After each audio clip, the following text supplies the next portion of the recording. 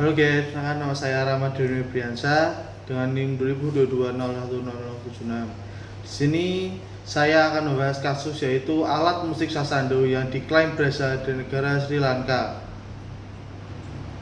Asal usul, alat musik sasando berasal dari Kabupaten Rotendao, Nusa Tenggara Timur. Sasando diciptakan pada abad ke-17 oleh dua orang pengembala domba dari sebuah wadah yang dipakai untuk menimba air. Sasando dimainkan dengan cara dipetik menggunakan kedua tangan yang diarahkan berlawanan pada tahun 1960-an.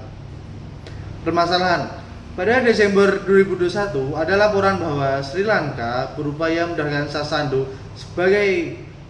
sebagai bagian dari hak kekayaan intelektual mereka di World Intellectual Property Organization atau yang bisa disebut WIPO.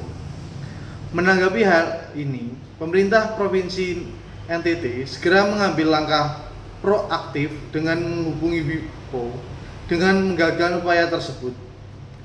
Wakil Gubernur NTT, Joseph Naisoy, menyatakan bahwa pihaknya telah berkomunikasi dengan Deputi WIPO dan melayangkan protes, yang akhirnya WIPO mengurungkan niat memberikan hak kekayaan intelektual kepada negara Sri Lanka. Pada 9 September 2022, delegasi budaya dari NTT dipimpin Wakil Gubernur NTT melakukan pertunjukan sasando di hadapan 350 diplomat dari seluruh dunia di Jenewa, Swiss.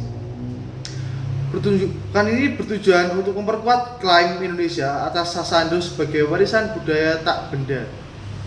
Setelah penampilan tersebut, Direktur Jenderal WIPO mengakui bahwa sasando merupakan kekayaan intelektual milik Indonesia, khususnya NTT.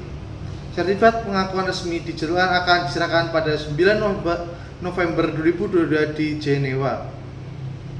Penjelasan dari kasus di atas menyoroti bahwa pentingnya perlindungan hukum terhadap warisan budaya tradisional dalam konteks hak kekayaan intelektual atau biasa disebut HKI. Sasando termasuk dalam kategori ekspresi budaya tradisional atau traditional culture expression atau disingkat TCE.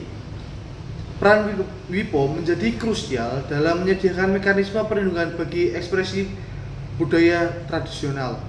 Namun, tanpa adanya inisiatif dari negara asal untuk melakukan dan mengklaim hak atas warisan budayanya, hal itu memastikan bahwa warisan budaya seperti sasando akan diakui sebagai milik Indonesia dan terlindungi dari klaim yang tidak sah. Kondisi ini menunjukkan adanya kesenjangan antara nilai budaya yang tinggi dari warisan tradisional dengan perlindungan hukum yang tersedia di tingkat internasional.